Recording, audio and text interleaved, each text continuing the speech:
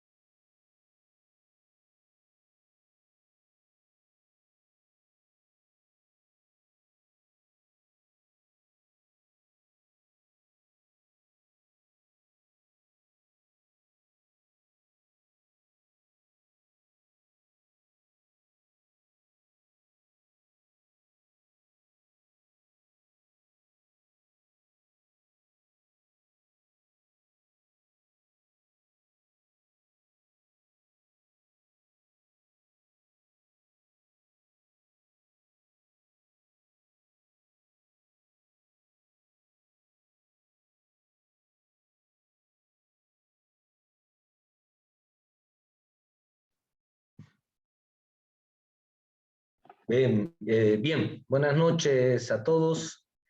Mi nombre es Fernando Galarza, yo soy gerente general de ANIF. Hoy, gracias a la Fundación UNIR, a la organización de esta cátedra y de esta sesión, tengo la oportunidad de poder moderar esta sesión, esta conversación, y además de compartir acá el panel con Cristian Correa. Cristian es un ingeniero agrónomo mendocino de Argentina. Eh, Tiene él una amplia experiencia dentro del sector porque ha participado, ha contribuido y ha trabajado no solamente con el Plan Estratégico Vitivinícola de Bolivia, sino también con el de la Argentina. Por supuesto que toda esa experiencia, ese conocimiento plasmado hoy en esta sesión nos va a ayudar a tener una idea mucho más amplia de cómo se ha trabajado, tanto en la Argentina como en Bolivia, el desarrollo del sector. Quiero agradecer a las universidades, por supuesto a la Fundación UNIR, por promover estas sesiones, estas cátedras, a Sergio Lea Plaza, que está ahí, a Gabriel Ugarte, por supuesto, a todos los que forman parte de ese equipo de trabajo tan valioso que nos está permitiendo en varias sesiones poder ir trabajando y tener un conocimiento mucho más preciso de cómo se está desarrollando la economía en nuestro departamento y en nuestro país. Ya lo han venido diciendo en otras sesiones, en otras cátedras, el sector vitivinícola en Bolivia, principalmente Tarija, se constituye uno de los sectores más significativos y representativos de la economía departamental. Tenemos que considerar que el sector genera muchas más fuentes de trabajo que cualquier otro sector que tiene una actividad productiva e industrial en el departamento. Tarija tiene más de 3.500 empleos directos en campo, en bodegas. Son más de 5 cultivos de la vid, que son los principales proveedores de materia prima al sector industrial. Sin la producción que ellos desarrollan, que ellos hacen, difícilmente nuestra industria podría crecer de una manera significativa. Sin embargo, todavía somos un sector pequeño si lo miramos o si lo comparamos con nuestros países vecinos. Ahí está Cristian, que ya les va a comentar de alguna forma cómo es el sector productivo, el sector vitivinícola en la Argentina, pero si hacemos una analogía, una comparación, nosotros no llegamos todavía ni a tener 5.000 hectáreas cultivadas de uva en toda Bolivia. Y la Argentina y Mendoza, y Cristian me corregirá si tengo un mal dato, están cerca de las 220.000 hectáreas. Chile lo propio debe estar cerca de las 200.000 hectáreas, así que es ya una diferencia enorme. Nosotros somos un sector incipiente que está comenzando a crecer, a desarrollarse, obviamente con el esfuerzo de muchos emprendedores, de muchas industrias, de muchas bodegas que están apostando a la producción vitivinícola como uno de los caminos para acrecentar o mejorar la economía departamental.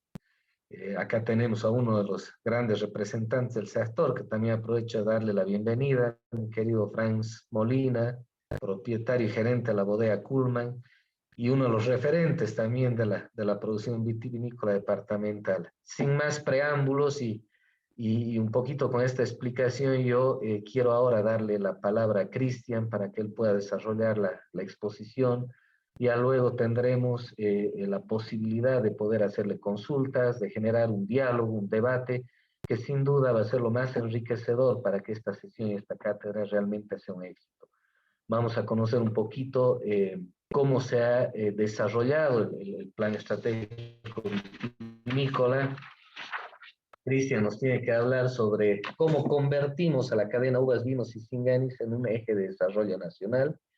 Y por supuesto con la experiencia en el trabajo que él tiene y con la experiencia también en la Argentina, estoy seguro que vamos a poder sacar conclusiones y recomendaciones muy importantes para que se puedan luego aplicar en la práctica. Así que Cristian, sin más preámbulos, yo te dejo la palabra y bueno, vamos a estar acompañando todos la presentación que nos hagas. Gracias y buenas noches a todos.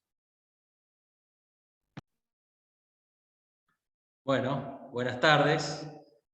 Muchas gracias, sobre todo, en primer lugar, pidiendo disculpas a los amigos, porque con Nano y Franz estuvimos más de 4 años trabajando juntos y bueno, hace ya más de 1 año y medio largo que no hemos tenido la oportunidad de volvernos a reunir, pero es lindo, aunque sea por este medio, volver a verlos y saber que siguen con pie firme en el sector.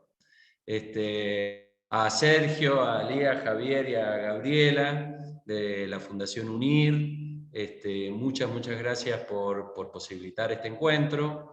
La plataforma provoca la oportunidad de que en este momento más de 80 participantes, es un éxito a esta hora, en un día de semana, con las complicaciones que me estaban comentando recién con respecto al humo y que se han tomado el tiempo de participar. A todos los participantes, muchísimas gracias. Yo no sé si puedo ver la presentación o cómo coordinamos eso. Ahí está. Bueno, Nano planteaba que teníamos que hablar de cómo convertir a la cadena de uva, vino y Singani en un eje del desarrollo nacional. Esto, sinceramente lo creo que es actualmente un eje del desarrollo nacional con múltiples potencialidades, ya las vamos a ir profundizando y analizando, pero no hay que convertirla, digamos, hay que potenciarla, hay que desarrollarla. Hay que aprovechar las oportunidades de ser un sitio de producción diferente, hay que profundizar esa identidad que pueden tener los productos bolivianos, tanto la uva de mesa como sus derivados, ¿no? También pensar en la diversificación, ¿no? Uva, vino y Singani, pero también podríamos pensar en pasas de uva, en resveratrol, en jugo de uva, podríamos pensar en otros productos asociados. Y sobre todo aprovechar un proceso histórico, el talento, la actividad y el esfuerzo de los actores que hoy hacen la cadena vitivinícola y que podrían multiplicarla, y que hay muchos jóvenes que forman parte y que yo la verdad creo que tienen un camino adelante en sus manos, con la posibilidad de hacer cosas que siempre lo planteábamos, ¿no? Es pensar no solamente de las puertas de mi viñedo para adentro, de las puertas de mi bodega para adentro, de las puertas de mi comercio para adentro, mi restaurante, mi servicio, mi trabajo, sino pensar colectivamente, ¿no? Que es lo que promueve procesos de debate donde se ponen en evidencia ciertas tensiones que son necesarias, pero son las que nos permiten dar pasos planificados, ¿no? Podríamos pasar a la primera diapositiva. Bueno, habían 3 conceptos ahí que surgían, que a mí, del banner, ¿no? De la convocatoria, que la foto que sale en ese banner es de hace unos añitos atrás, en el Salón Rojo de la Gobernación de Tarija, ¿sí? Justamente por eso, ahora me veo en la pantalla un poco más viejo que en ese momento, pero creo que valió la pena. Yo decía, en el banner aparecían como 3 palabras clave: la palabra desarrollo, la palabra cadena y la palabra futuro, ¿no? A mí me gustó porque me permitió pensar en cómo abrir esta charla. Pasamos a la siguiente. El tema del desarrollo es un tema de debate amplio. Uno cuando piensa en desarrollo, piensa inmediatamente en el crecimiento económico. Sin embargo, nosotros podemos darnos cuenta fácilmente, ya después de todo lo que nos ha sucedido en sucesivas crisis, la pandemia, que desarrollo y crecimiento económico no son lo mismo, ¿no? Que el crecimiento económico es algo cuantitativo, que se puede medir, que se puede analizar, más volumen de vino vendido, más kilos de uva producidos, más ingresos, más Producto Bruto Interno, pero no tiene que ver con el desarrollo, que es más bien algo cualitativo, ¿no? Que tiene que ver con el bienestar de las personas que forman parte de un determinado territorio, con el cumplimiento de las personas que forman parte de un determinado territorio de ciertas satisfacciones personales. Muchas de las personas que están en territorios donde hay un gran crecimiento económico no logran tener indicadores de bienestar humano, ni siquiera los mínimos, ¿no? Y hay muchas actividades extractivas, como la minería, como el petróleo, que permiten un volumen de facturación muy alto, pero no involucran a tantas personas como sí lo hace la cadena de uva, vino y Singani, que es sobre todo distributiva en la generación de puestos de trabajo, ¿no? Que yo creo que el trabajo es un poco la mejor forma de integrar y de incluir actores en la generación de puestos de trabajo. Como la actividad vitivinícola es una actividad intensiva que requiere de mucha fuerza de trabajo, bueno, a la vez es muy inclusiva, ¿no? También el debate del desarrollo durante un tiempo se enfocaba en el tema de la pobreza, ¿no? Se hablaba del capital social o del capital humano, ¿no? Que solamente el desarrollo las políticas de desarrollo tenían que ver con salir de la pobreza, cuando esto no es tan así, porque, digamos, normalmente los países desarrollados no tienen solamente a los sectores vulnerables involucrados en los procesos de desarrollo, sino que también los sectores dinámicos, los sectores de posibilidades de desarrollo, de inversión económica, forman parte de los procesos de desarrollo, de agregado de valor, de industrialización, de procesos logísticos. Entonces, bueno, es otro debate, ¿no? ¿El desarrollo es solamente para los vulnerables, para los que están fuera del sistema, o tiene que ver con el involucramiento de todos los estratos sociales de una sociedad? ¿Los modelos son replicables? Bueno, la pregunta intenta ser disparadora de ¿qué hacemos? ¿Copiamos modelos extranjeros y los traemos a Bolivia, los traemos a Tarija y los desarrollamos? ¿O pensamos un modelo desde el territorio, con nuestras particularidades, con nuestra idiosincrasia, con nuestra cultura, con nuestro conocimiento? Eso no quiere decir desconocer procesos históricos y científicos, desarrollo científico tecnológico de otras regiones, porque obviamente eso es un material valioso.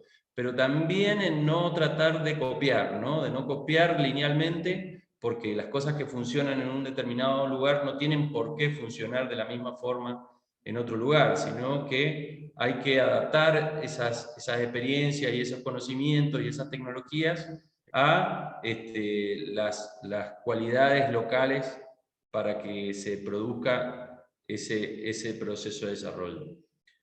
Por otro lado, hay que pensar, si pensamos en una economía que ponga al hombre en el centro de la economía, de manera que lo que buscamos con el desarrollo de una actividad económica como la vitivinicultura es la generación de un bienestar social, o si pensamos solamente en que los hombres tienen que servir para abonar al crecimiento de una determinada industria. Entonces, esto es un debate muy profundo, porque esto implica, por ejemplo, cómo se preparan las currículas en las universidades, qué tipo de profesionales se preparan para el sector. Las secundarias con orientación técnica, ¿qué currícula tienen para prestar qué tipo de servicio? ¿Cómo pensamos en los trabajadores? ¿El trabajador es solamente un aporte de plusvalía para un sector de capital, o también implica un método de desarrollo de la familia del trabajador? Bueno, estos son debates que yo obviamente los pongo en modo de pregunta y los dejo abiertos, porque la intención es que los podamos debatir, justamente. Y lo otro que nos preguntamos, ¿es sostenible el modelo de desarrollo actual como está planteado? Digamos, los efectos del cambio climático, ¿no? Los estamos viviendo. Recién comentábamos antes de la charla, en Argentina, una cosa extrañísima, temperaturas bajo cero en noviembre, ahora estamos en una ola de calor de 38 grados. La helada nos dejó con la mitad de la cosecha perdida. Me comentaban ahí los colegas que en Tarija hay problemas de incendios, que tienen problemas de sequía profundo, que los recursos hídricos son muy frágiles, que no hay suficiente agua para sostener los sistemas de riego.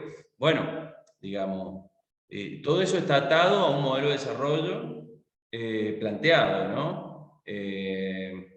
Hay una agenda internacional, hay esfuerzos de los gobiernos y de los estados para mitigar los efectos del cambio climático, pero parece que el cambio climático llegó para quedarse y que empezamos a ver las consecuencias de esos impactos, y obviamente los impactos no pegan de la misma forma sobre los sectores más vulnerables o menos vulnerables, y no pegan de la misma forma sobre los sectores que están preparados que los que no están preparados, y no pegan de la misma forma de los sectores que están organizados contra aquellos que no están organizados. Entonces son cuestiones que nos permiten pensar en cómo seguimos para adelante, ¿no? La siguiente, por favor. Bueno, yo creo que con respecto a las cuestiones del desarrollo, después de muchos debates, ¿no? de haber pasado por diferentes modelos de desarrollo, el consenso de Washington, el plan Marshall posguerra mundial, los 90 con los procesos de liberación económica, procesos de intervencionismo estatal, digamos, me parece que hemos atravesado históricamente en el mundo y en la región distintos procesos de desarrollo, y que hay algunos consensos que después de mucho tiempo medio que se van logrando, ¿no? Más allá del posicionamiento ideológico de cada uno, de que a veces nos gobiernan gobiernos con una mirada más estatista, más intervencionista, y otros gobiernos con una mirada más liberal. En la región estamos atravesando esos procesos. Pero yo creo que ya por etapas históricas y por aprendizaje, tenemos que aprender de nuestros errores, y vamos llegando a algunos consensos. Un consenso es el tema del enfoque del territorio, o sea, el territorio, ¿no?, es definido como, no solo como el espacio físico, sino con todo lo que pasa en ese espacio físico, ¿no? Las actividades económicas, las actividades sociales, culturales, las creencias, los valores, las tensiones de cómo se desarrolla el poder en esos territorios. Eso que atraviesa los territorios requiere que la mirada puesta en esos procesos para poder interpretar o para poder actuar en determinado sentido. En contraposición al enfoque territorial es la mirada del enclave económico. Nosotros escuchamos muchas veces decir, vamos a salir a traer inversiones. La atracción de inversiones parece algo bueno, yo creo que es algo bueno, pero la atracción de inversiones con regulaciones, con un plan de a qué los traigo a los inversores, para qué. Miren, si hay algo que sobra en el mundo, aunque parezca mentira, es dinero. En el mundo hay mucho dinero. Digamos, el sistema financiero tiene una cantidad de dinero circulante impresionante, mucho más de lo que el sistema productivo puede contener. Digamos, por esto mismo tenemos los problemas financieros internacionales y las quiebras de las bolsas y lo que termina sucediendo, ¿no? Durante mucho tiempo el sistema financiero estuvo asociado al sistema productivo. En un determinado momento el sistema financiero tomó un camino, el sistema productivo otro, y el sistema productivo de alguna manera siente los impactos de cuando el sistema financiero global cae en una crisis, ¿no? Una crisis financiera impacta sobre una crisis productiva. Lo interesante es que si uno atrae inversiones a una determinada región, pero lo hace sin un plan, nosotros tenemos una experiencia concreta en Mendoza, una región que se llama el Valle de Uco, que tiene características agroecológicas similares a regiones de primer nivel de Estados Unidos. en paisaje, en suelos, en características, no, los vinos de altura. El principal desarrollo de esa región eran pequeños y medianos productores que tenían viñedos de muchísimos años, que de repente se encontraron con una serie de capitales extranjeros que invirtieron en el lugar y, digamos, los productores pudieron revalorizar sus uvas. Entonces lograron durante algunos años obtener muy buenos precios por la uva que le vendían a esas bodegas. Pero ¿qué pasó? Las bodegas después desarrollaron sus propios viñedos y le dejaron de comprar a estos productores. Hoy esas bodegas, la mayoría son bodegas de firmas internacionales, se dedican a vender en el mercado internacional, ocupan muy poca mano de obra porque tienen todo sumamente tecnificado y ya no le compran a los productores locales. Entonces el precio de la uva de los productores se derrumbó y lo que pareció en algún momento un muy buen negocio, que era que vinieran los capitales internacionales a invertir, se terminó transformando en una crisis social en el Valle de Uco que desplazó a muchas familias de productores. Esto no quiere decir que hay que demonizar a los capitales internacionales, de que, digamos, no es una parada nacionalista, ni mucho menos. Lo que sí es pensar desde el territorio el modelo de desarrollo y tenerlo planificado me permite tener una convivencia con el capital internacional que sea de ganar-ganar. Que el capital internacional que viene a invertir pueda obtener las ganancias por una ganancia natural por lo que está invirtiendo, pero que también los actores locales puedan garantizar su sostenibilidad. También hay otro consenso que a mí me parece interesante, que tiene que estar claro ya cuál es el rol del sector público y cuál es el rol del sector privado. Digamos, el sector privado solo no puede, el sector público tampoco puede hacer todo porque lo hace mal, pero el sector público tiene que tener algunos roles, yo creo, los roles estratégicos de fiscalización y de administración de los recursos estratégicos como el agua, esta sí es una posición mía, y el sector privado tiene que ser el que invierte, desarrolla el trabajo. Cuando el sector público quiere ponerse a producir, a competir con el sector privado, tenemos problemas porque hay competencia desleal. Cuando el sector privado quiere administrar lo que es de interés público, tenemos un problema de que los más poderosos administran para ellos y no para todos. Entonces me parece que el equilibrio entre el sector público y el privado es importante, y el sector público tiene que ser un aliado del sector privado y desarrollar políticas que promuevan que el sector privado pueda crecer, pero no el sector privado solo y el sector público por otro lado, sino en la articulación entre los sectores.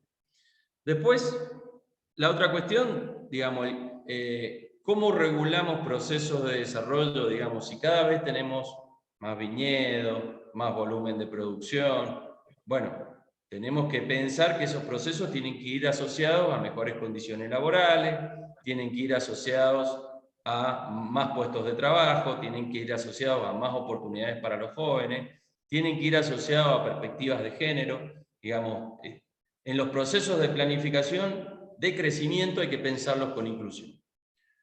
Como hablábamos recién, el tema de la sostenibilidad ambiental ya es algo, digamos, que no podemos mirar para el costado, ya es algo que nos atraviesa, que nos genera impactos no solo económicos, sino también sociales, porque se pierden puestos de trabajo, porque se pierden ingresos. Yo pensaba, por ejemplo, la cosecha de este año en Mendoza es habitual, muchos trabajadores migrantes que vienen a levantar la cosecha y que con lo que sacan durante esos días de cosecha tienen gran parte del año salvado. Este año no sé si va a hacer falta traer cosechadores a Mendoza. Entonces, digamos, el impacto que uno no ve, ¿no? Porque uno puede ver los kilos de uva o los litros de vino que no se van a elaborar, pero hay otros impactos. El tema del conocimiento, ¿no? Estamos en la era del conocimiento. Y el conocimiento es una variable de la competitividad del sector.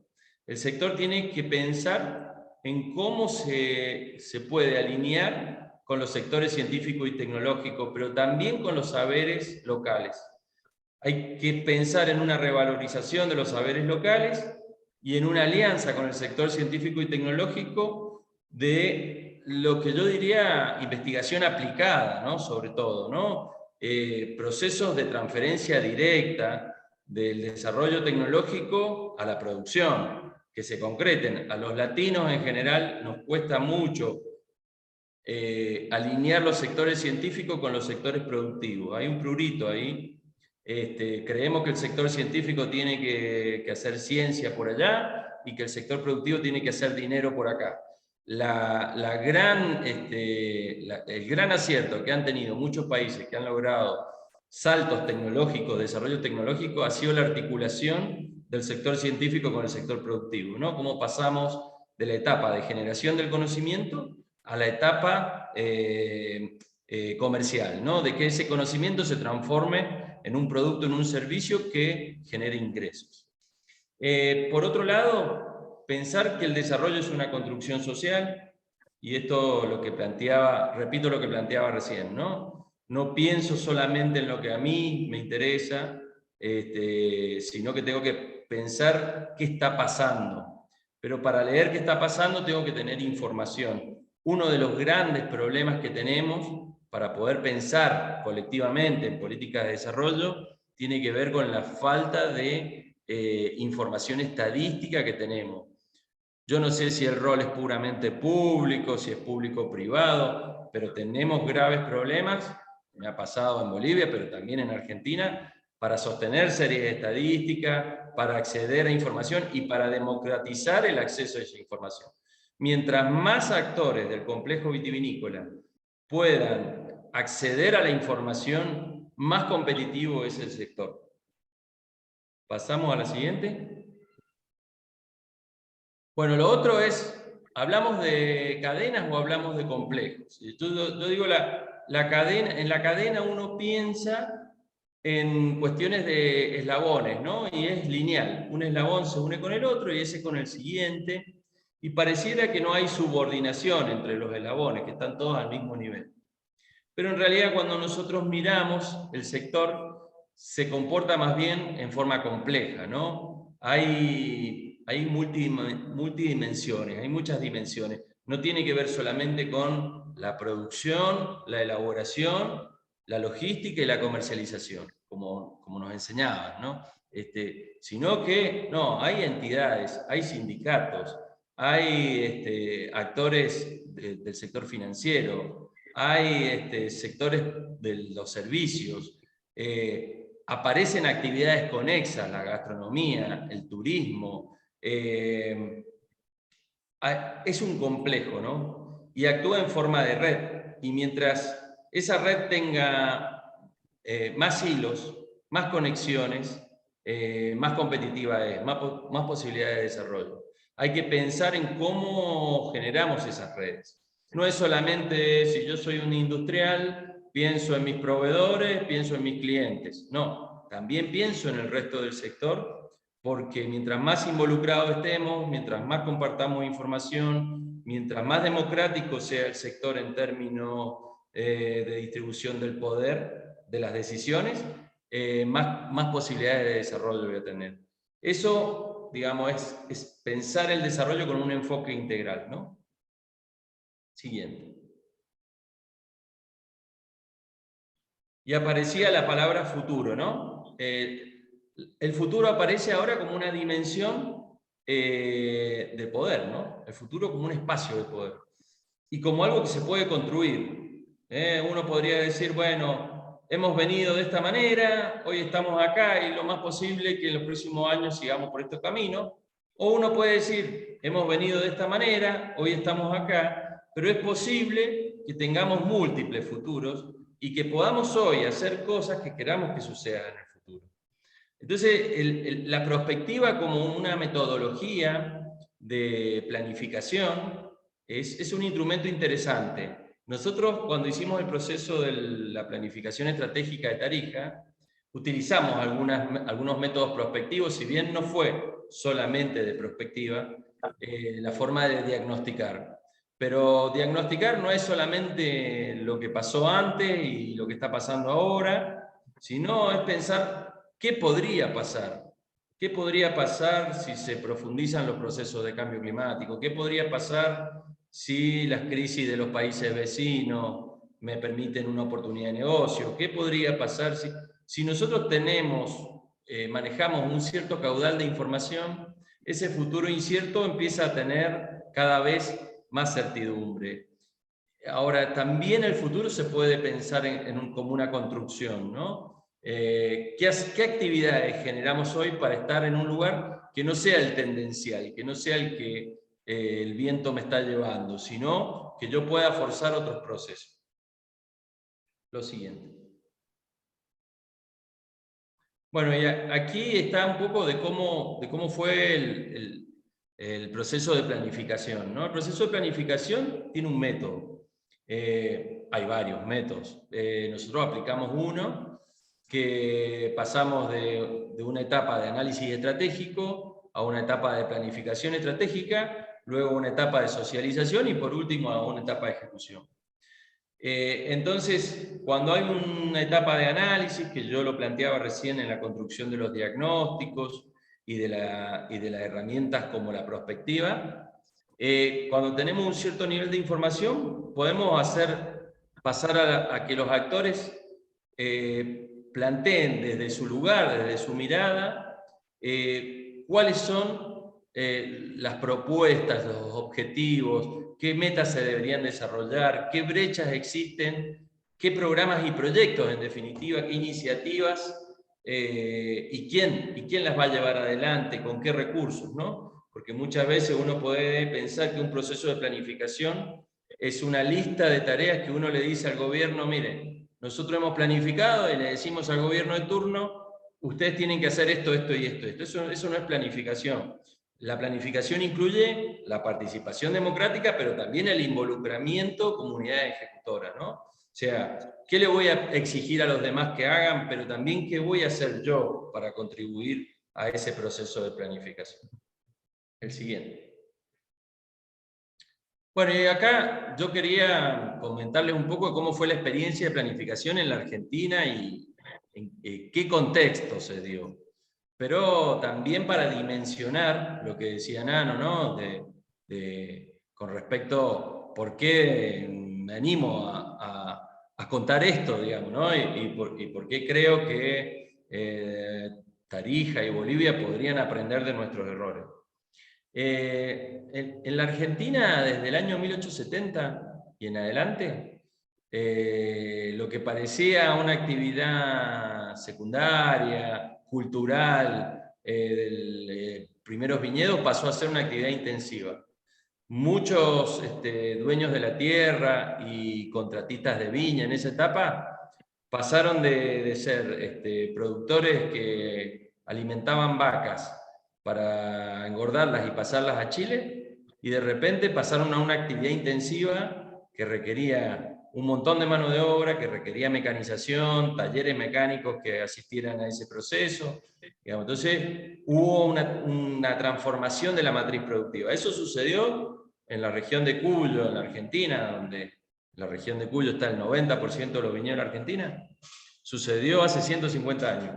En esos 150 años, Argentina ha llegado a producir el equivalente a 1.200 millones de litros de vino solamente, más otro tanto de mosto. Somos primer exportador mundial de mosto. La Argentina no ha tenido un gran desarrollo de producción de uva de mesa y pasas, como sí sucede en Chile, pero se ha especializado más en el sector vitivinícola. ¿Cuál es la historia de la vitivinicultura argentina? Las crisis. Todos tuvimos abuelos que nos contaron que el vino iba por la sequía. La sequía es lo que nosotros le decimos acequia a unos canales de riego que tenemos en todo el sistema urbano, que es para sostener el arbolado público. Y todos tuvimos nuestro abuelo que nos contó que en un momento el vino valía tan poco que las bodegas decidieron tirarlo a la sequía. También sabemos de las historias de privatización, de estatización, de reprivatización. O sea, hemos pasado por todas las etapas. Pasamos por etapas donde el Estado regulaba todo, donde el Estado había una bodega estatal, que era originalmente una bodega privada, que fue la más grande de Sudamérica, que fue Giol. Esa bodega se estatizó, la administraba el Estado, cupificaba los vinos, decía cuántas hectáreas de viñedos se podían plantar y cuántas no, cuántas había que erradicar y poner otro cultivo. Se regulaban los precios, pasamos de la regulación plena y después pasamos a una etapa de liberación plena. En los años 90, lo que había sido en el año 59 la ley de vino se dio de baja, se derogó, el INB quedó reducido a un organismo estadístico. El INB es el Instituto Nacional de Vitivinicultura de Argentina. O sea que probamos todos los modelos. Yo creo que a partir de los años 2000, y sobre todo porque en Argentina hubo una crisis muy profunda a principios de la década del 2000, una crisis económica y social muy profunda, ahí empezó un proceso de institucionalización interesante, que no resolvió todos los problemas, pero que permitió esto que hablábamos recién, ¿no? Un equilibrio. ¿Qué hace el Estado? ¿Qué hace el sector privado? ¿Qué aporta cada uno? ¿Qué puede desarrollar cada uno? Actualmente en la Argentina hay 25.000 viñedos, más de 200.000 hectáreas, más de 900 bodegas, pero sigue todavía un proceso de concentración que nos preocupa. Hay políticas públicas que abordan este problema, que es el problema de que cada vez hay productores más grandes, pero cada vez hay menos productores. La tierra se está concentrando y las etapas de comercialización, sobre todo del mercado de consumo masivo, se está concentrando en pocas manos, ¿no? Hay 3 o 4 bodegas que manejan algo así como el 70% de la comercialización en el mercado interno del consumo masivo de vino. Y después es muy interesante también plantear, en la Argentina el modelo vitivinícola siempre se ha basado en una alta demanda del consumo interno, que si bien cuando uno analiza el consumo per cápita ha ido perdiendo espacio frente a otras bebidas sustitutas como la cerveza, que tienen campañas de marketing, son empresas internacionales con campañas de marketing muy agresivas y sobre todo muy dirigidas a los jóvenes. Tenemos una relación de mercado interno 70-30, o sea, 70% mercado interno, 30% mercado externo en volumen y 60-40 si lo analizamos desde el punto de vista de la facturación. El siguiente.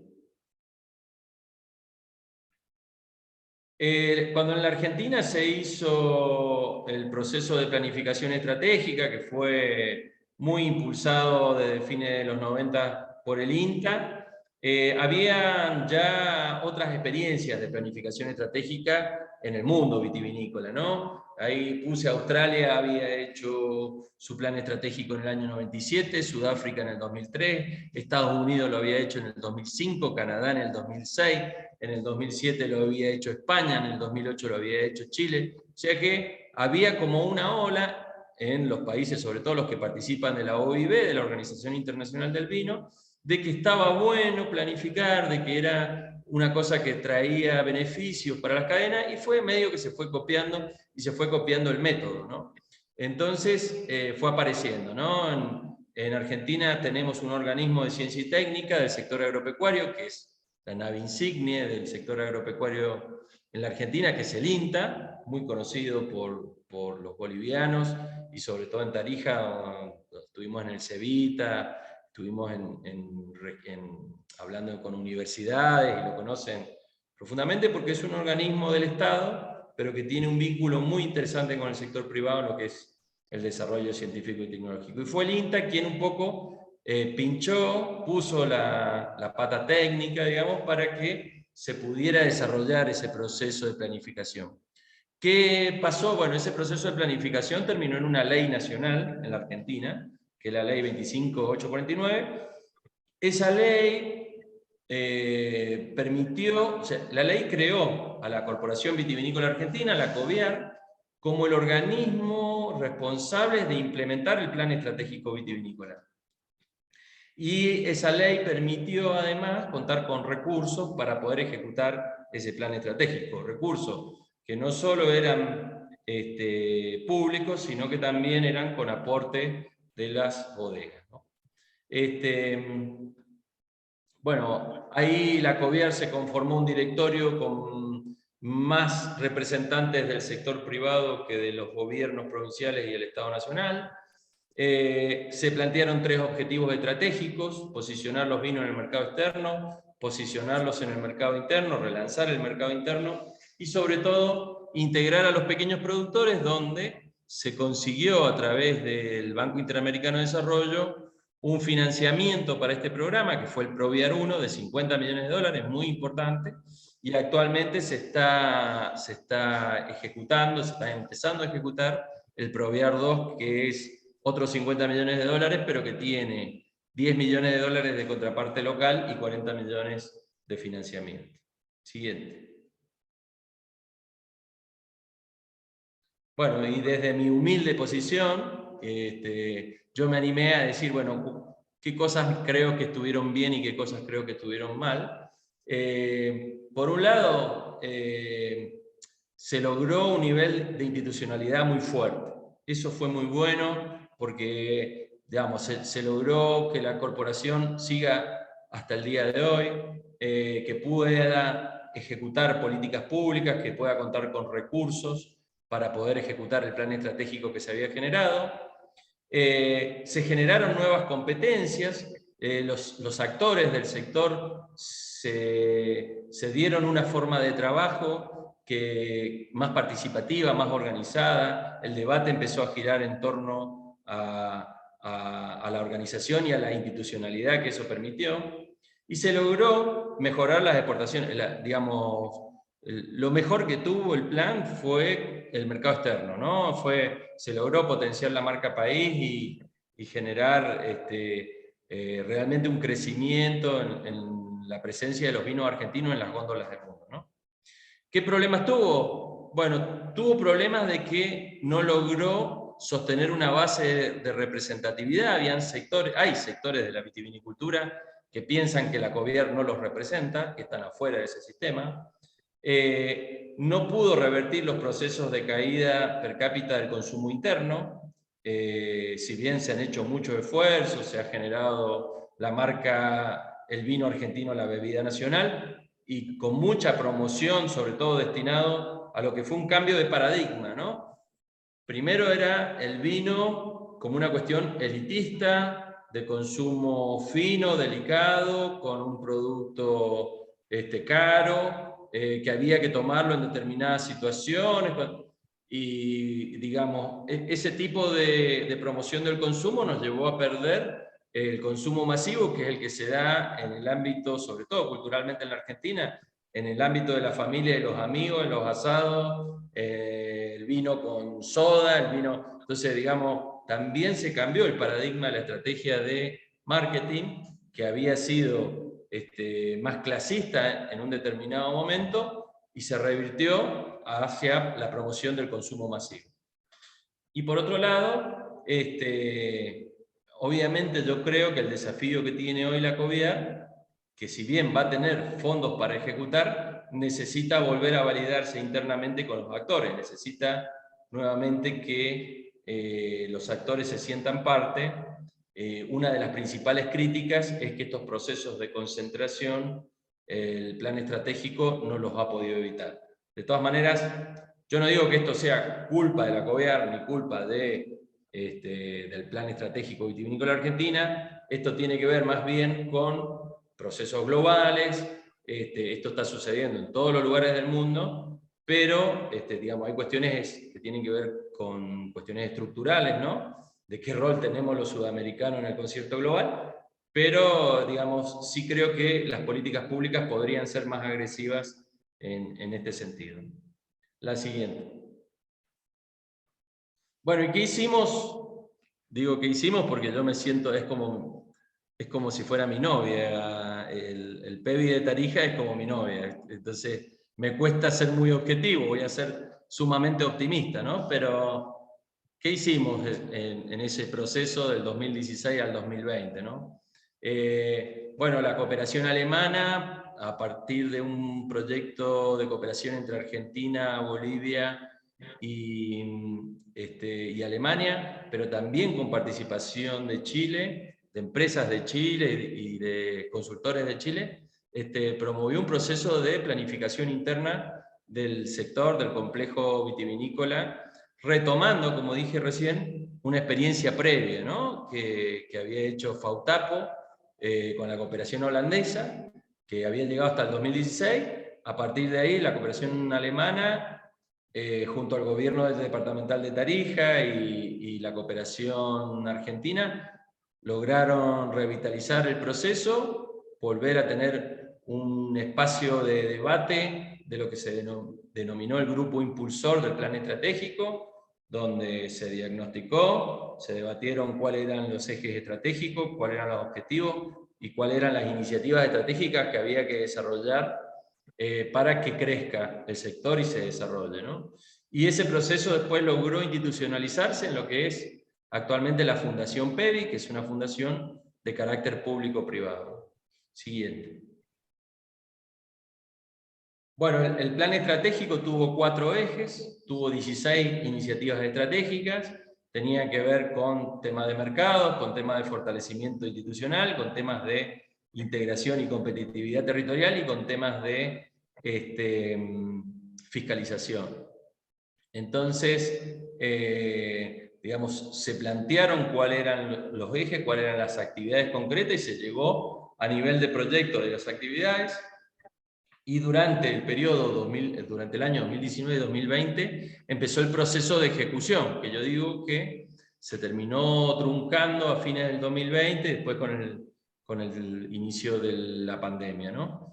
Pero durante esos 2 años se ejecutaron algunas de las iniciativas que habían sido planificadas. Siguiente.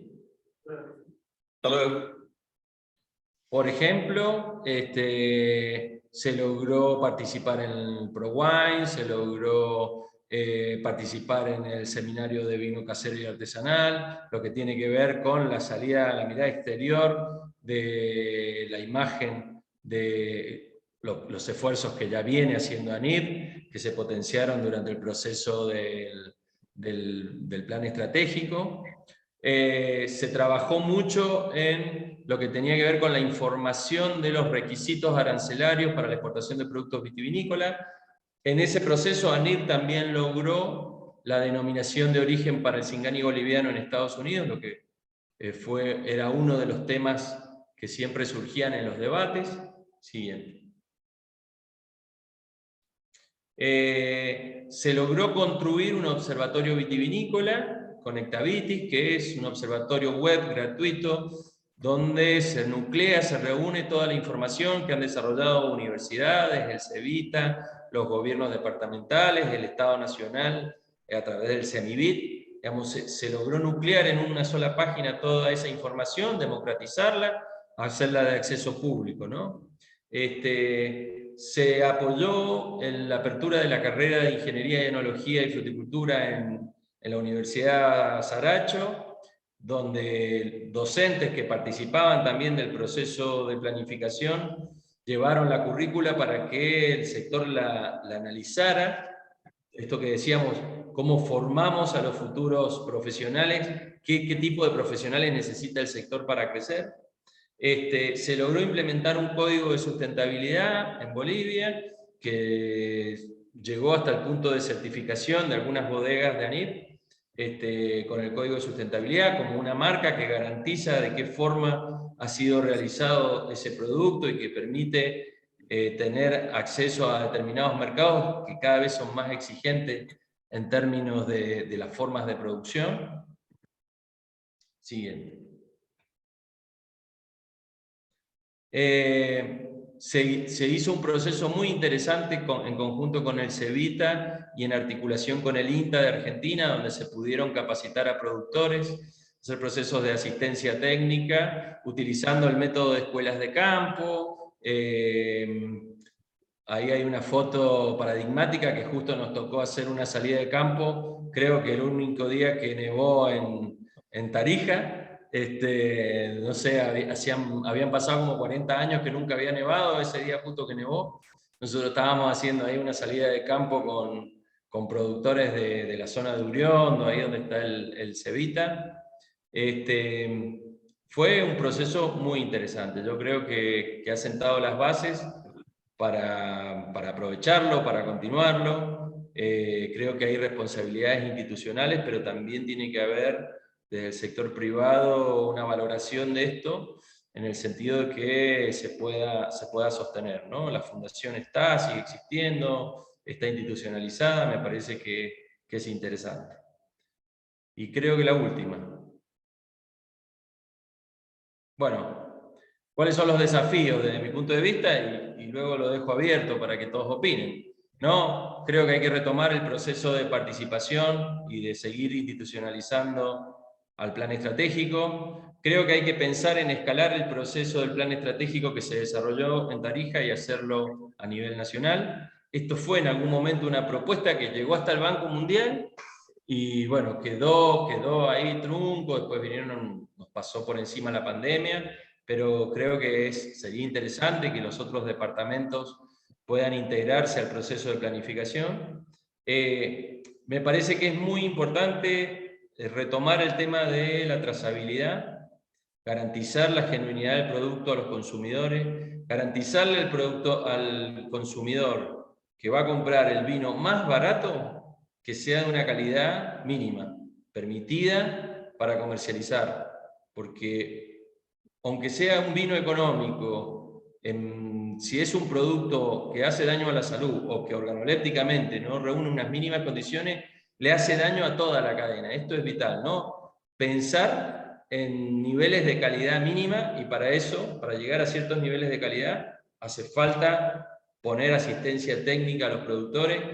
Yo sé que hay bodegas que tienen vinos de excelentísima calidad, que van a concursos internacionales y ganan, pero hay que pensar en las bodegas artesanales, en las bodegas medianas, pequeñas, que están distribuidas, que también tienen que acompañar ese proceso, porque no sirve de nada que algunas empresas logren un nivel de calidad internacional si el resto de la cadena no llega a esos niveles mínimos de calidad. Creo que hay que profundizar, como les decía más temprano, la relación con el sector tecnológico, y sobre todo creo que Bolivia tiene que explotar. Me dice ahí un mensaje que no se escucha. No sé si me están recibiendo bien. Se escucha bien, Cristian. Probablemente sea algún problema del... Gracias. No, les decía que se tiene que revalorizar el carácter diferencial que tiene Tarija y Bolivia, que es un país que hace vinos en una latitud que ningún país lo hace, que hace vinos en un lugar donde uno pasa una rastra en un viñedo y aparece un cuerno de mamut, que hace un vino en una altura que en el resto del mundo no está, que lo hace con un contenido de resveratrol que las uvas de otros lugares no tienen, que tiene que revalorizar las variedades locales, que tienen que salir a capturar ese germoplasma, como la bichoqueña, pero también otras variedades que deben estar, digamos, del proceso de introducción de vides y el cruzamiento natural y la adaptación que se ha dado en ese lugar. Aparecen genotipos y fenotipos que son propios de ese lugar, y hay que poner a los enólogos a trabajar en sacar el mejor producto enológico de esas uvas, y no pensar en traer el Cabernet, el Malbec de Argentina y querer hacer lo mismo, o el Cabernet de Chile. Digamos, me parece que no hay que copiar, sino que hay que diferenciar y hay que aprovechar esas diferencias. Yo creo que la vitivinicultura de Tarija y de Bolivia es una vitivinicultura que va a ser competitiva por tener un producto diferente, que no va a ir a competir necesariamente con un destilado mexicano, no, porque es el Singani, que es un destilado que tiene 40 grados de alcohol y sigue siendo aromático, y que es un producto fácilmente identificable y que todavía no se logró globalizar, pero si si esas características en algún momento se hacen globales, no va a alcanzar la uva de Bolivia para sostener esos niveles de consumo. Entonces, están cerca de dar un paso importante en los niveles de desarrollo, pero también es importante que el involucramiento en los procesos colectivos, más allá de los intereses individuales. Hasta aquí llegó mi presentación, les agradezco a todos, no sé si me he excedido un poco en el tiempo, pero quedo abierto para escuchar cualquier tipo de pregunta que deseen hacer. Muchas gracias. Muchas gracias, Cristian. Yo creo que nos has permitido tener una visión bastante clara de cómo se han desarrollado ambos procesos, tanto el argentino como el nuestro, porque además has sido parte de los dos y creo que sí puedes hablar con conocimiento de causa en ambos casos. De la presentación que has hecho, me gustaría destacar o resaltar 5 puntos que yo considero que son fundamentales y que en algún momento la presentación los has mencionado. De forma muy rápida, el primero, el tema de la información estadística, que es fundamental. Uno no puede pensar en un proceso de planificación si es que no tiene información de dónde partir ese proceso. Y eso es algo en lo que estamos trabajando como ANIF, lo estamos pensando también incluso dentro de la Fundación PEVI, porque lamentablemente en nuestro país la información del sector es muy escasa, muy antigua, y necesitamos realmente actualizar los datos de cómo estamos actualmente. Entonces yo creo que es fundamental que el proceso de acá en adelante pueda partir de ello, de buscar información que realmente refleje la situación del sector en la actualidad y que sea una herramienta fundamental para la planificación en los próximos años. El segundo punto que también lo has mencionado y que lo quiero resaltar es el desarrollo del sector como una política pública y privada. Se necesita definitivamente esa articulación y tenemos que pensar en lograr una coordinación adecuada con el gobierno nacional, sobre todo, porque hay varios temas en los que estamos flaqueando, hay varias situaciones que no permiten que el sector realmente se pueda desarrollar en plenitud, que son una suerte de... Hola, compa. Bueno, por un lado, hablarle de la fiesta que tenemos el sábado no puede faltar. Hola. Bueno, creo que ahí se prendió un micrófono. Pero tenemos que pensar que también las políticas públicas impulsadas desde el gobierno nacional tienen que de alguna forma contribuir a que ese desarrollo del sector se pueda realmente llevar adelante. ¿A qué me refiero específicamente? Tiene que haber una lucha decidida contra el tema del contrabando, que es un flagelo que nos está golpeando muy duro como sector y que no vemos acciones concretas, no vemos acciones realmente firmes para luchar contra este flagelo. Vos eres argentino, conoces bien cómo la producción argentina entra de una forma desmedida al gobierno, al Estado boliviano, por nuestras fronteras, que son además muy permeables y libres. Y hay que reconocer, en la Argentina tienen producciones a gran escala, los costos de producción son mucho más reducidos y también, si somos sinceros, tienen productos de excelente calidad. Entonces, competir con productos de esas características y en condiciones tan desfavorables, obviamente, es mucho más difícil. El tema impositivo, que es fundamental, tiene que haber una política impositiva tributaria realmente que beneficie de alguna forma al sector vitivinícola. Somos una industria 100% nacional, la materia prima que utilizamos es nacional, las fuentes de empleos que generamos son acá, dentro de Bolivia, dentro de Tarija, contribuimos impositivamente a nuestro estado, es decir, toda la actividad industrial que se desarrolla está concentrada fundamentalmente acá. Entonces, necesitamos tener un trato, digamos, adecuado para que la industria pueda desarrollarse de la mejor manera.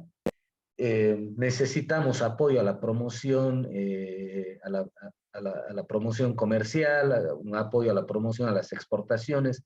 Mencionabas en la exposición que hemos tenido la suerte de participar en ProWine, pero esa participación se ha dado gracias al apoyo a la cooperación internacional. Inicialmente apoyado a que las bodegas bolivianas, y esto puede parecer paradójico y sin sentido, pero la producción boliviana y nuestros vinos han estado presentes en la feria más importante del mundo, en Alemania, gracias al apoyo que nos ha dado en algún momento la cooperación holandesa y luego la cooperación alemana. Necesitamos que nuestro gobierno nos apoye decididamente en este tipo de promociones, que nos abra mercados.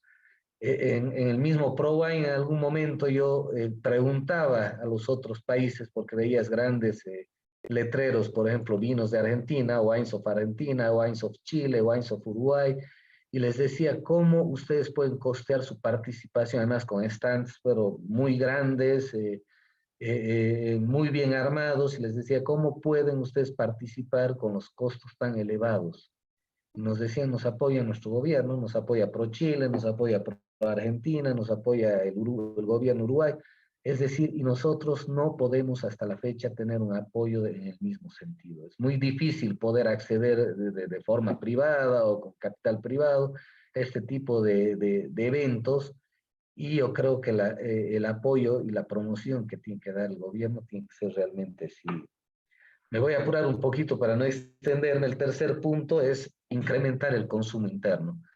Mencionabas que en la Argentina el consumo en algún momento ha caído por políticas que en ese momento han identificado que eran las correctas, pero que han generado que el consumo, que se pierda el consumo masivo que en algún momento ha tenido la Argentina. Bueno, si hacemos una analogía ahora entre Bolivia y la Argentina, por supuesto que todavía nosotros tenemos un consumo interno per cápita muchísimo más reducido. Si no me equivoco, la Argentina está alrededor de 24, 25 litros de consumo per cápita y en Bolivia no llegamos a 2. Entonces tenemos que trabajar también decididamente, y eso también es hasta una autocrítica al sector. Hay que trabajar para incrementar ese consumo. Incrementar ese consumo porque en definitiva, si no logramos que la población consume nuestra producción, por supuesto que el mercado, ¿no? o la producción, las empresas no se van a desarrollar como podrían hacerlo si es que el consumo se incrementa. Quiero hacer una pequeña referencia a la Fundación PEVI. Has mencionado de alguna forma cómo surge, cómo se da. Surge gracias, como lo has dicho, gracias a un proyecto de cooperación triangular que nos apoyaba la cooperación alemana.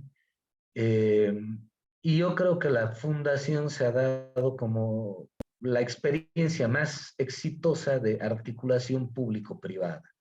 ¿Por qué? Porque surge a partir de un grupo impulsor, que era un grupo en donde se reunían todas o todos los actores que estaban involucrados dentro del sector vitivinícola o dentro de la cadena o del complejo, como queramos llamarlo, en una mesa para sentarnos a hablar de los problemas que compartíamos dentro del sector y para lograr identificar soluciones conjuntas o soluciones compartidas. Yo creo que ha sido una experiencia valiosísima y que ha permitido después, en definitiva, poder crear la Fundación PEVI, que era como el brazo operador que tenía que implementar el plan estratégico vitivinícola, que ya nos marcaba el rumbo, el camino de cómo teníamos que seguir como sector.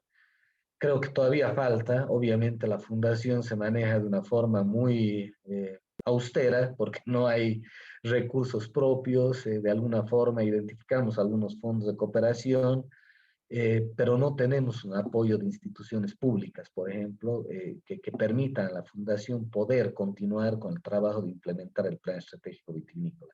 Sí, ya se tienen excelentes resultados, pero todavía falta mucho trabajo por hacer, y ahí se necesita el apoyo del sector público, del privado, del académico, etcétera.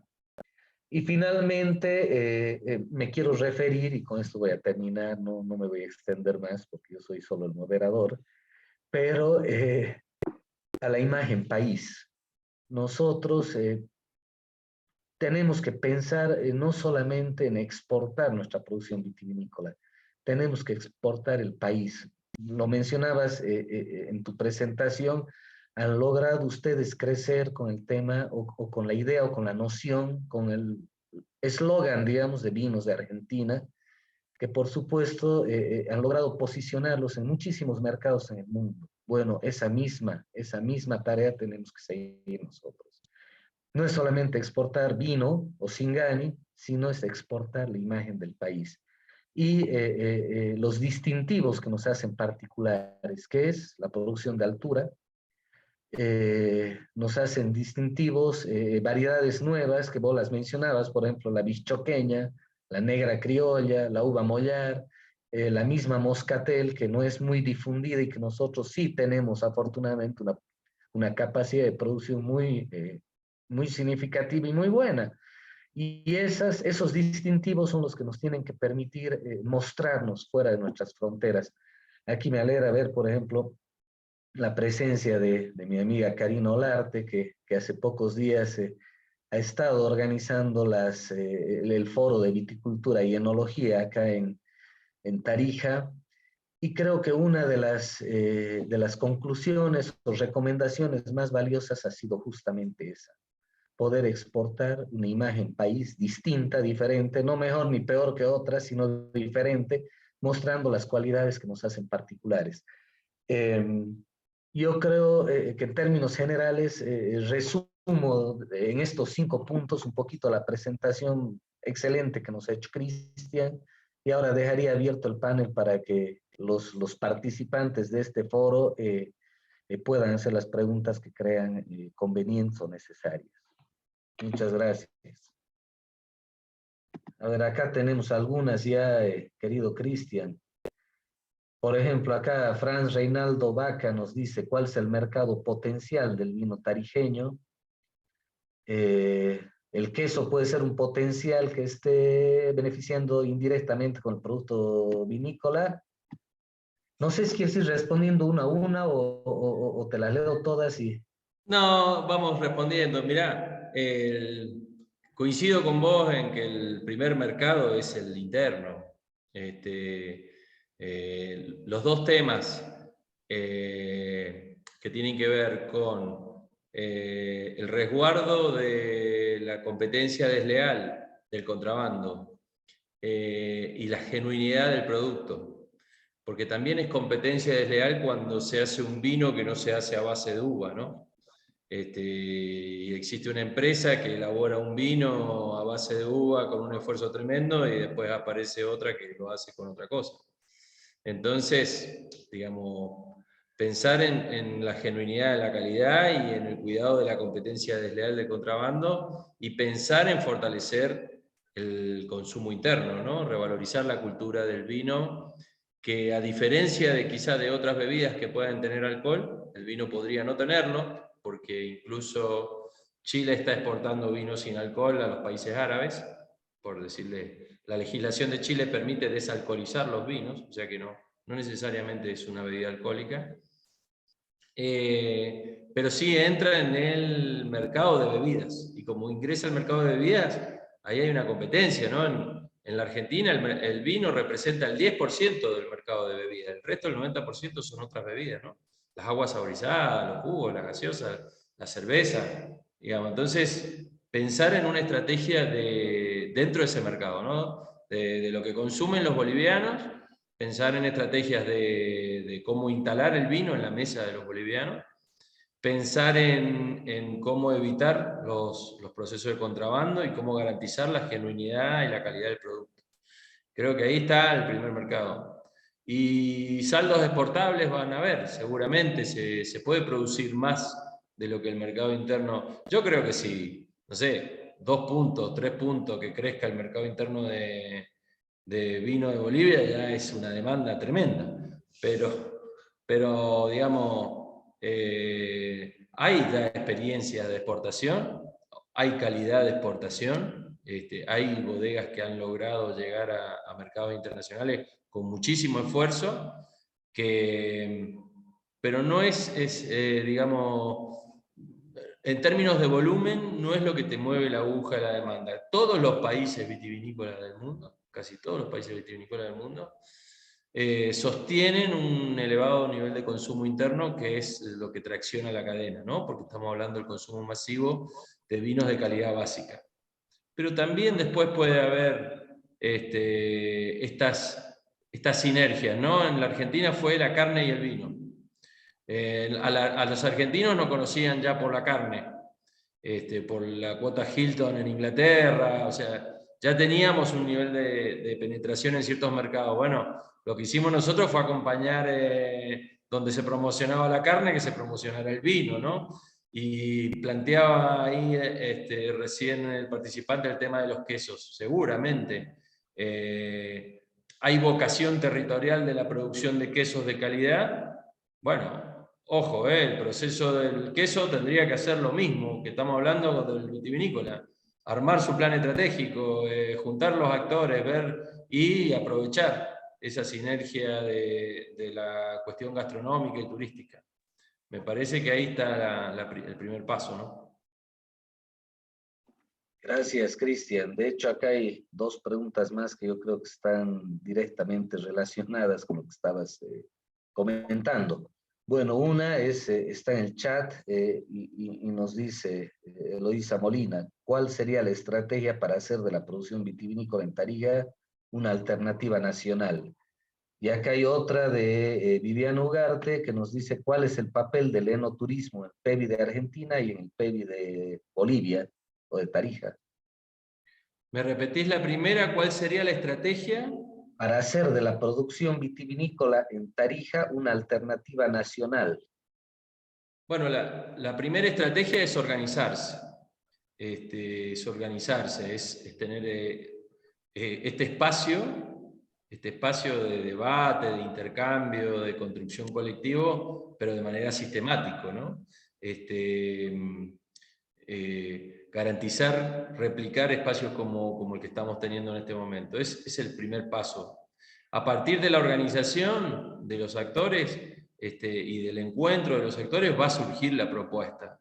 Y después, bueno, hay que buscar los recursos para llevarla adelante, que es un poco lo que vos planteabas, ¿no? Nos faltan recursos. Bueno, la gestión de recursos es, en cualquier tipo de política privada o pública, digamos, es el problema de las empresas, el problema de los estados, que siempre andan buscando recursos, pero digamos, nunca ponemos el carro adelante del caballo, digamos, ¿no? Lo que tracciona que aparezcan los recursos es tener claras las ideas, y tener claras las ideas surgen a partir de la organización, del encuentro y del debate, digamos, hay que garantizar eso. Y la segunda... ¿Cuál es el papel del enoturismo en el PEVI de Argentina y en el PEVI de Bolivia? El enoturismo, en algún momento de crisis del sector vitivinícola en la Argentina, ha sido el que ha sostenido el sector. A veces el nivel de consumo de la compra, de lo que estaba asociado con los caminos del vino, lo que significaba en términos de que los turistas que venían, Mendoza tiene muchísimo turismo receptivo, no solamente de países latinoamericanos, también de japoneses, europeos. Bueno, el tema del aeropuerto es central, el tema de tener conectividad aérea para esto es central.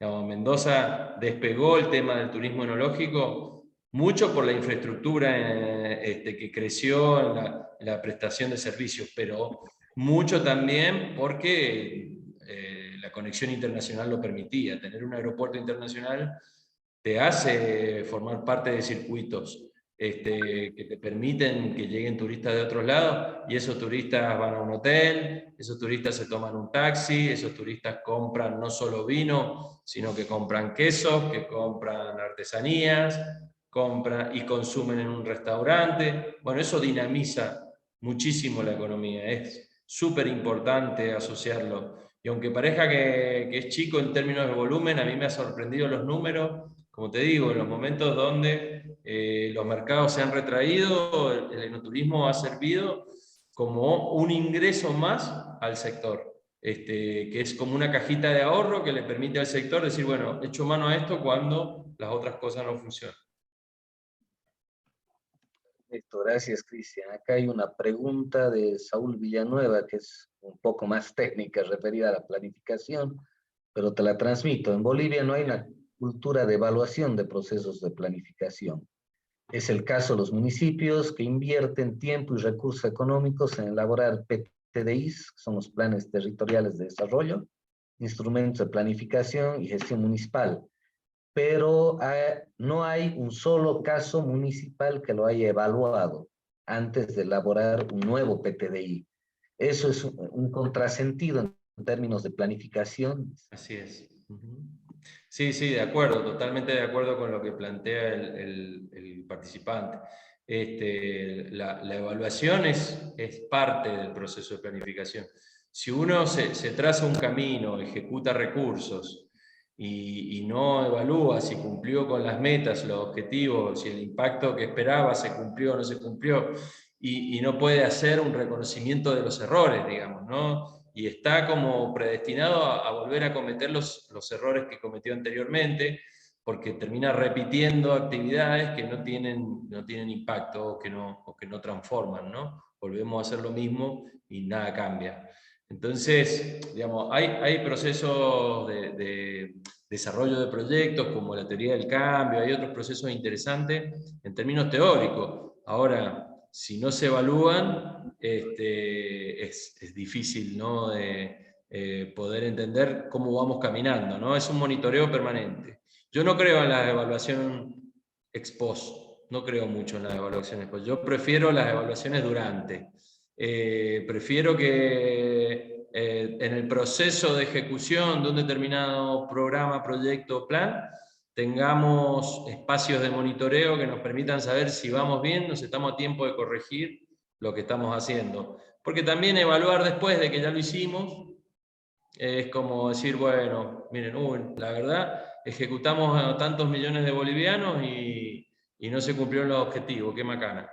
Pero no, digamos, si es una cuestión metodológica, solamente es un esfuerzo, el esfuerzo de ejecutar las acciones previstas es un esfuerzo importante, pero tiene que haber un equipo técnico interdisciplinario que se encargue de ir monitoreando el proceso. Eso es importantísimo. Es un rol que puede asumir una universidad, que puede asumir un organismo de ciencia y técnica. En el caso de Argentina lo hacía el INTA, y me parece que además le da validez y transparencia al proceso.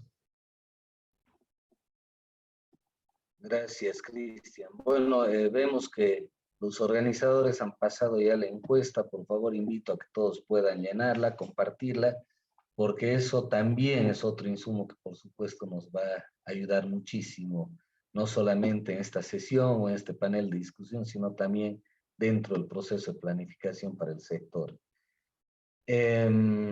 Acá hay una pregunta más y también invito a todos los presentes a que puedan levantar la mano, quienes quieran participar, puedan hacer cualquier consulta o vertir algún comentario sobre lo que estamos viendo y discutiendo en esta sesión o en este panel.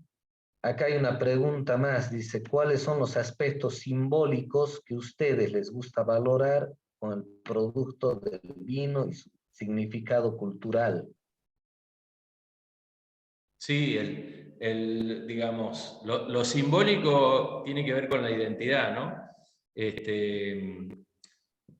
Nosotros, por lo que yo pude sentir cuando viajé a Tarija, tenemos identidades similares en términos de que, a ver, nos gusta el fútbol, ahora nos gusta más que hace unos días atrás, porque veníamos complicados, pero mejoramos. Nos gusta reunirnos con la familia, tenemos el valor de la familia como un núcleo central, nos gusta reunirnos con amigos, festejar los cumpleaños, nos gusta sostener nuestras creencias, somos personas que sentimos compasión de determinadas cosas. El vino forma parte emblemática de esos momentos de la vida y de la cultura con la que hemos crecido y cómo se formaron nuestras creencias, nuestros valores y lo que normalmente defendemos. Lo que pasa es que hay un quiebre cultural, ¿no? Hay nuevas generaciones que no han crecido bajo los mismos modelos, el tema tecnológico es un tema que, ¿no? Las tecnologías de la información, la comunicación, las redes sociales, lo que pasó, revolucionó el mundo y, digamos, hay algunas creencias que se empiezan a correr, ¿no? Como nosotros valorábamos mucho cuando éramos jóvenes, la casa propia, era como en el listado de prioridades, era ¿qué es lo más importante? Bueno, casarte, hacerte tu casa, tener hijos y que tus hijos vayan a la universidad, era como una escala de valores que teníamos presente. Los millennials y posteriormente las nuevas generaciones ya no tienen esa misma escala de valores. Entonces hay que trabajar sobre el tema identitario y sobre los símbolos, no es algo menor, ¿no? Excelente, gracias, Cristian. Acá hay una reflexión también que está muy relacionada a lo que comentabas y con lo que también me quiero quedar, porque es algo que también como ANIF y como sector estamos tratando de trabajarlo, que es el tema de culturizar a la población el consumo responsable del vino.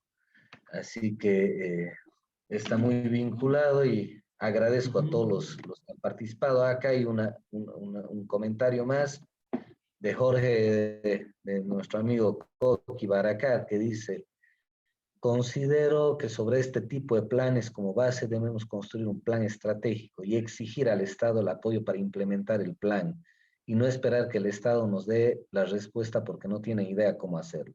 Teniendo clara la propuesta, no debemos estirar la mano, sino exigir recursos para la implementación, que también pienso Bueno, que es un debate. En la Argentina ese debate un poco se resolvió diciendo, bueno, por cada peso que pone el sector privado, el sector público pone otro peso. Digamos, lo digo de esta manera, no es tan lineal, pero digamos, el sector privado empezó a tener su proceso de recaudación para el plan, y el plan lo ejecutaba la COVIAR, donde habían patas del sector público y patas del sector privado. Entonces, yo no creo que vaya a funcionar pensar un plan y decirle al Estado, dame la plata para ejecutarlo. Sinceramente, no creo que un plan sea solamente una lista de demandas para el Estado, porque el Estado tiene un montón de demandas. La educación, la salud es una demanda del Estado, digo. El Estado va a priorizar siempre, ¿no?, la relación entre la sociedad y el Estado. La sociedad le pide al Estado y el Estado le da hasta donde puede. Lo que hemos pasado por alguna función pública en algún momento de nuestra vida sabemos que normalmente hay más demanda que recursos. Yo creo más en la construcción de agendas y en la cogestión de los recursos, ¿no? Que tiene que haber aportes del sector público, pero que también tiene que haber aportes del sector privado, y que el sector público y el sector privado pueden salir a buscar recursos que, como yo planteo, lo que sobra en el mundo de dinero. Nuestros temas están absolutamente alineados en los temas de la Agenda Internacional del Desarrollo, y para eso hay fondos disponibles. Lo que pasa es que, bueno, digamos, para llegar a obtener eso, a aplicar sobre esos fondos, hay que tener una estrategia conjunta de cabildeo, ¿no? De poner en la agenda internacional esa necesidad y de que eso aplique a financiamiento, ¿no? Perfecto, gracias, Cristian. Tenemos ahí la mano levantada de Karina Olarte, por favor. Tiene la palabra, Karina.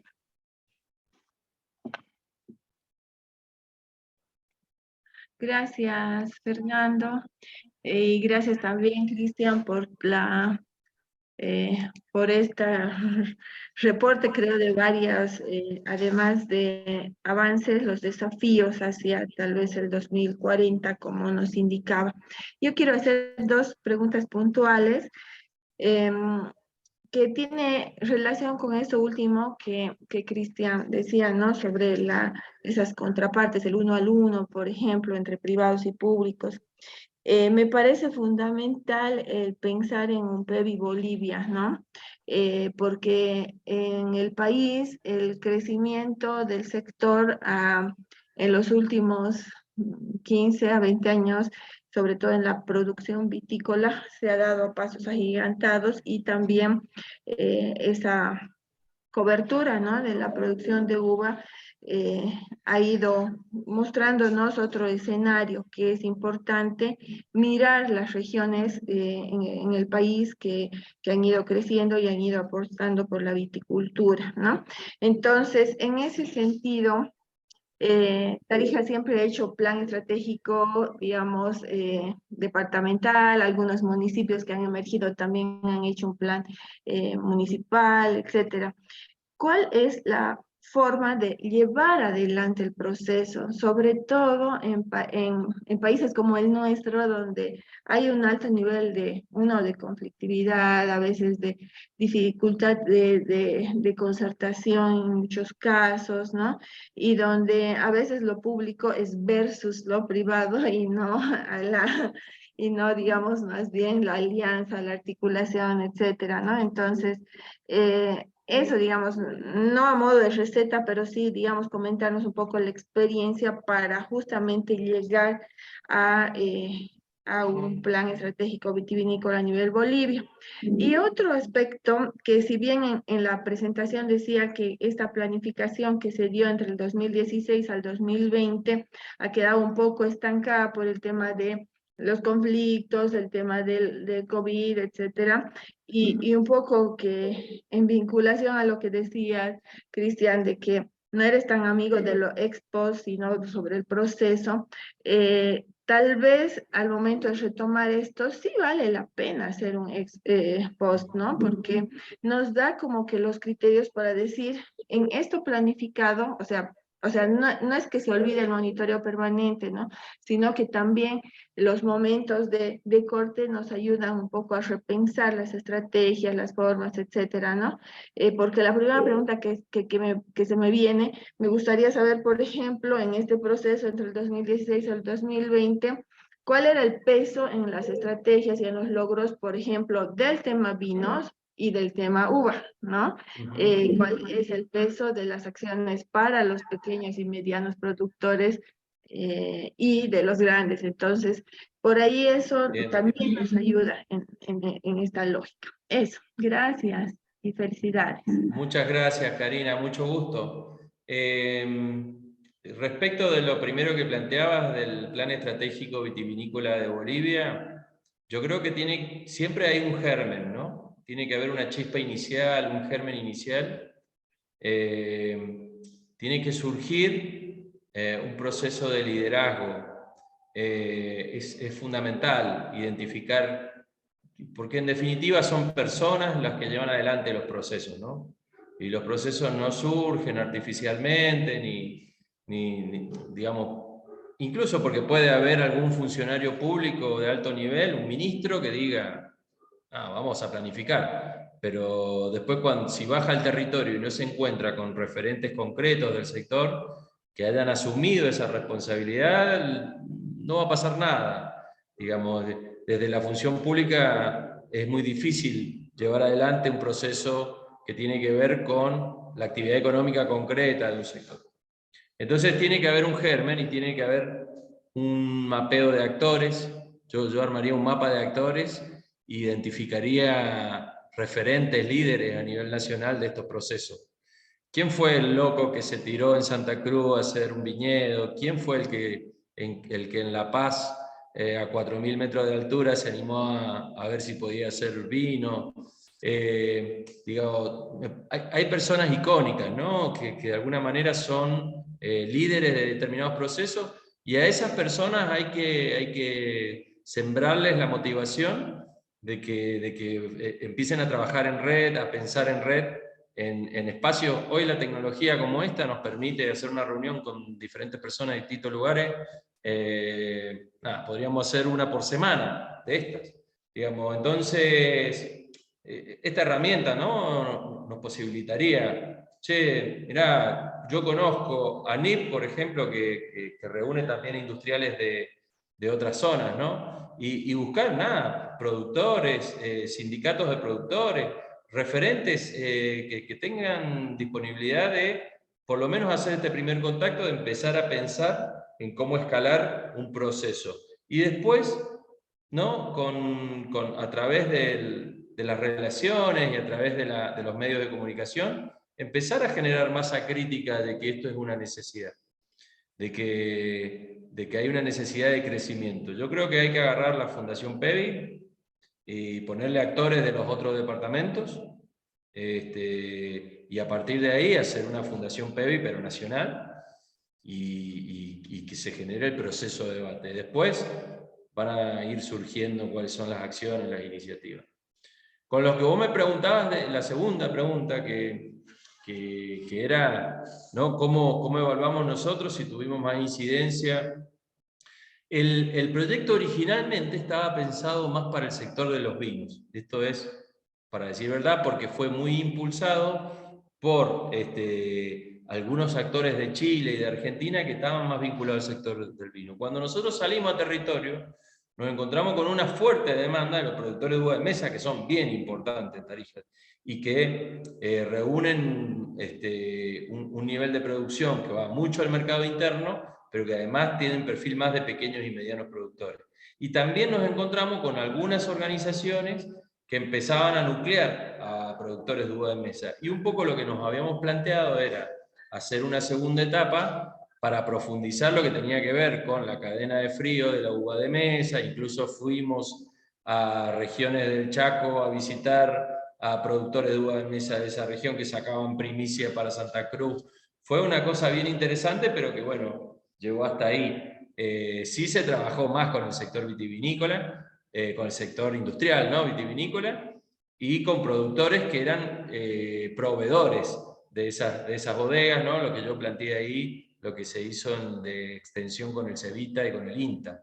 Pero el tema de uva de mesa sí aparece para mí como un sector muy importante en la cadena uva, vino y Singani, que fue un sector que nos encontramos en el territorio y con el cual hace falta empezar un proceso de planificación porque hay muchísima demanda, sobre todo por el tema de los precios, las formas comerciales y tensiones de ese tipo. Bueno, esas tensiones surgen porque hay cosas que hay que resolver. Gracias, Cristian. Tenemos una pregunta más. Esta pregunta más la admitiríamos y luego yo le pediría a Gabriel Ugarte si nos puede compartir el muro de ideas inspiradoras para ver qué es lo que rescatamos de toda esta sesión y de este taller. Entonces le doy la palabra a Jorge Baracat que pueda formular la pregunta o el comentario y luego pasaríamos a lo que les decía. Gracias. Gracias, querido Fernando. Un saludo a Cristian. Un abrazo a todos. A ver, yo quiero aclarar el tema de el exigir al Estado. Hemos llegado a un punto en que debemos nosotros, o sea, el aporte del privado ya se ha hecho, ya se ha realizado, el aporte del productor también ya está realizado y el Estado ha permanecido ausente durante todo el proceso. Entonces, por eso es que yo me refiero a exigir al Estado. Cuando en su momento vino la cooperación holandesa y otro tipo de cooperación, la Fundación Valles, el Estado siempre ha permanecido ausente. Entonces, ahora llega el momento de exigir al Estado que realice su aporte para trabajar temas que son centrales. El tema de, por ejemplo, construir una marca país, una marca región, una marca país que nos permita mirar al mundo con otra óptica o que el mundo nos mire de manera distinta. Ese es un tema. El otro tema que me voy a referir a lo que decía Cristian, la necesidad de traccionar, que el mercado nacional traccione en favor del sector.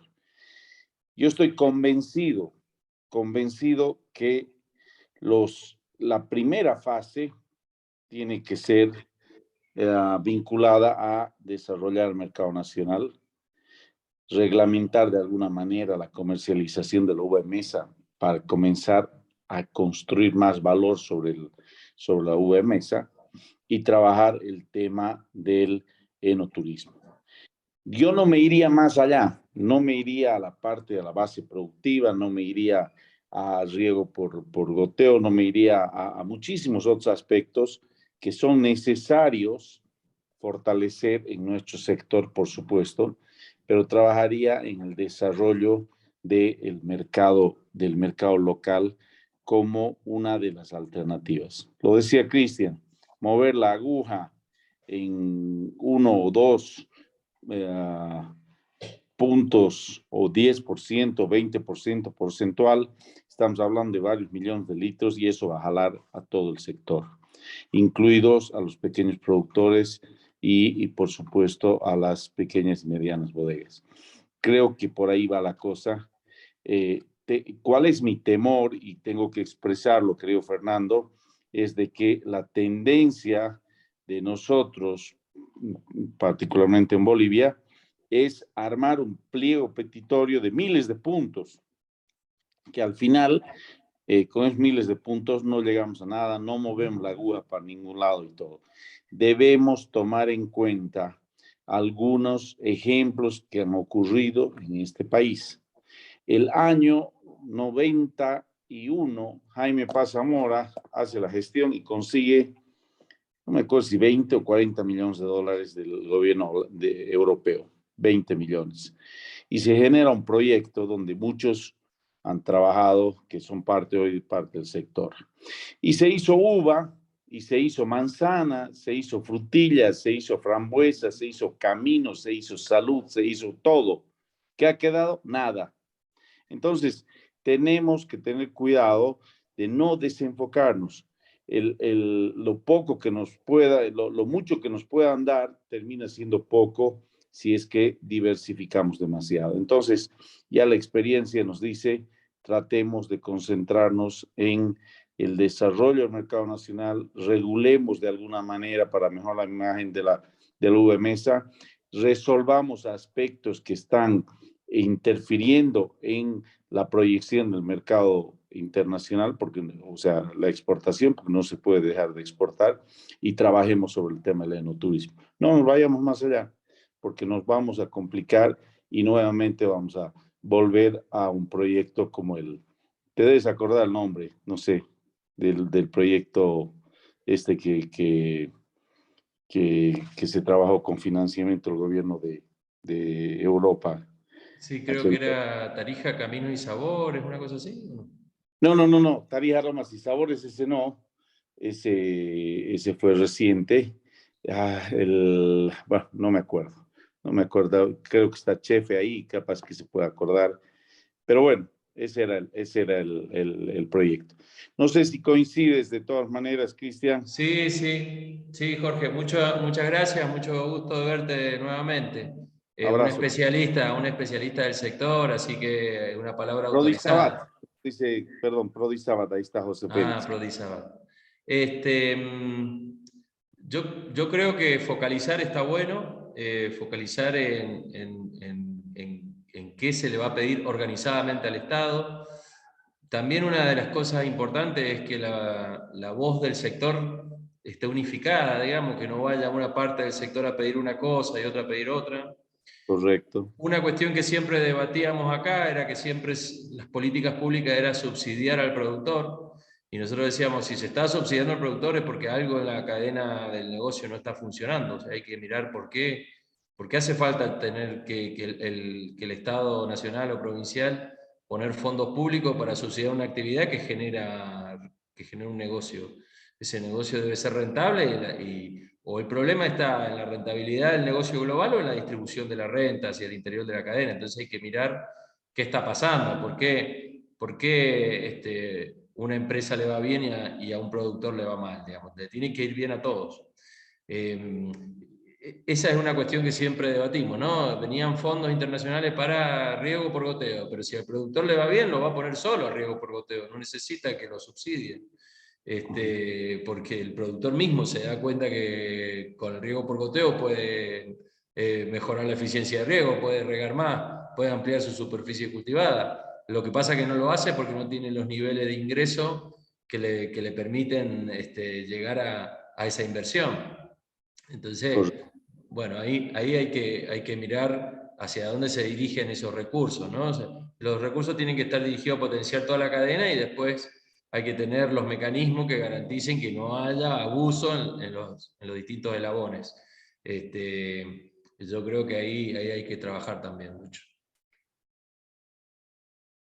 Muchas gracias a ambos, Cristian y Jorge. Definitivamente el tema que han tocado ahora es muy sensible y amerita un debate muy, muy responsable y consciente sobre los actores y lo que se debe definir como una política de vinculación, de relacionamiento, sobre todo con el gobierno nacional. Bueno, yo creo que con esa última intervención ya cerraríamos esta ronda de preguntas. Lo que quiero pedir a la organización si es que nos pueden compartir los resultados de la encuesta que han circulado para conocer los resultados que se tienen, que por supuesto nos pueden servir muchísimo para el análisis y el debate. Una de las preguntas decía, ¿usted considera que el mercado principal de uvas, vinos y singanis debería ser Bolivia, claramente con 68%? O sea, la mayoría de los participantes piensan que el principal mercado de la producción de la cadena vitivinícola tiene que estar concentrado en Bolivia. Sudamérica, 47%, Europa, 40%, Estados Unidos 30%, China 21% y no sabe o ninguno, bueno, es un porcentaje mucho menor.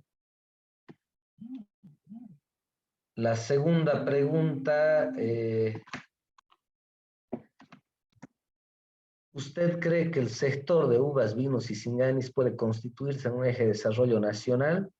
El 58% de los que han respondido a la encuesta cree que sí tiene que ser un eje de desarrollo a nivel país, un eje de desarrollo nacional. Podría ser, consideran un 25% y solo para Tarija un 15%. La tercera pregunta, ¿qué cree que le falta al sector de uvas, vinos y singanis para desarrollarse óptimamente? Claramente está en las respuestas con el 79% una estrategia que articule los diferentes esfuerzos privados y públicos. Otra respuesta, otro factor que consideran que es fundamental para que se desarrolle el sector es un verdadero apoyo del Estado, 44%, mayor innovación, 40%, mejorar la calidad, un 23%, mejores precios, 14%. Hay 25%, se necesita más agua para riego. La cuarta y última pregunta, ¿cómo evalúa la temática y al expositor? El 53% cree que excelente, el 39% muy buena, el 8% buena. Bueno, esos son los resultados de la encuesta que se ha circulado entre los participantes del curso. Ahora sí creo que le puedo pedir a Gabriela que nos comparte el muro con las ideas inspiradoras y bueno, y también le dejo la palabra, por supuesto, para que ella pueda presentarnos ese muro. Gracias. Muchas gracias a ti, Fernando. Primero, agradecerte por la conducción magnífica que hemos tenido en esta 9ª sesión de la Cátedra Agenda de Futuro. Lo mismo, por supuesto, a nuestro expositor desde Mendoza, Cristian Correa, y a quienes han participado con sus preguntas, inquietudes y comentarios. Muchísimas gracias por realmente tener una presencia de alto valor, alto conocimiento, que eso también es muy valioso. Si me ayudan Sergio o Lía, por favor, para compartir el muro.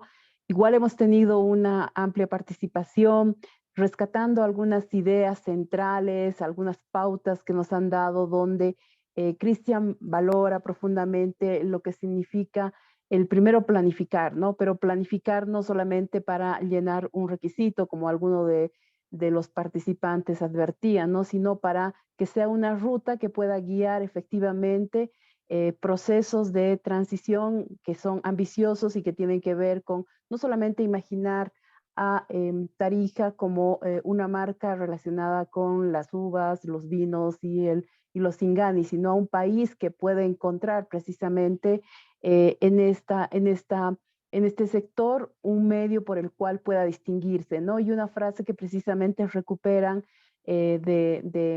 nuestro compañero Correa es precisamente que Bolivia se diferencia en sus características de uva, de singanis y de vinos, porque son particulares por sus aromas, por sus sabores, por la altura, y eso precisamente es la marca que debe diferenciarnos de otras industrias que sabemos que son altamente competitivas, que son no solamente extensivas, sino que son intensivas, ¿no?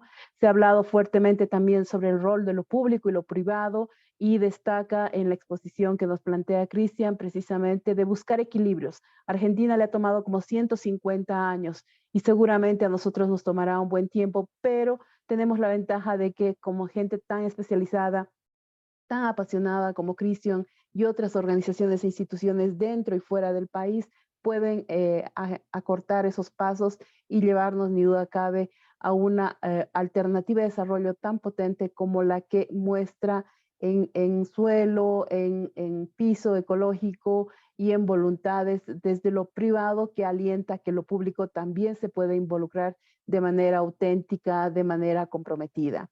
Hemos tenido un recorrido muy interesante y una frase con la cual quiero cerrar, que creo que nos toca a todas, todos y todes, es pensar en los intereses colectivos antes que en los individuales. Cristian Correa nos los decía, y ese es el desafío de pensar desde una lógica colaborativa ante un desafío de cambio climático, ante un desafío de mayor crisis global que tenemos, y en los cuales, si pensamos en clave cooperativa, colaborativa, seguramente los resultados van a ser más intensivos, van a ser más beneficiosos para todo el conjunto de los actores que han sido parte de esta cátedra, pero también por quienes estamos trabajando hacia la agenda de futuro de Tarija. Muchísimas gracias, Cristian, también muchísimas gracias, Fernando.